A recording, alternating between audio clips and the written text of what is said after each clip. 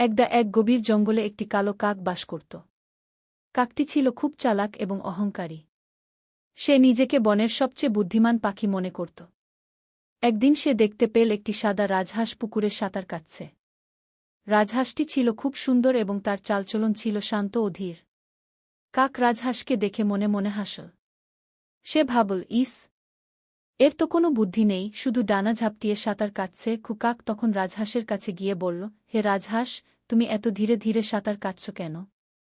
আমি তো 1 মিনিটেই পুকুর পার হয়ে যেতে পারি গিয়ে।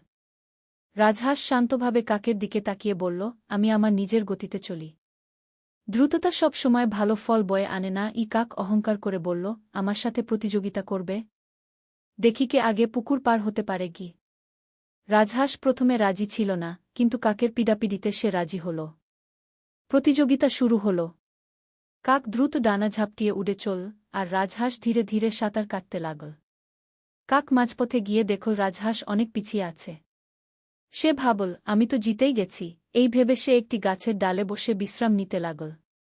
এদিকে রাজহাঁস তার নিজের গতিতে অবিচলভাবে সাঁতার কেটে চল। কাক যখন বিশ্রাম নিচ্ছিল, তখন রাজহাঁস তাকে অতিক্রম করে এগিয়ে গেল। কাক যখন বুঝতে পারল যে রাজহাঁস তার থেকে এগিয়ে গেছে, তখন সে তাড়াহুড়ো করে উঠতে শুরু করল। কিন্তু ততক্ষণে অনেক দেরি হয়ে গেছে।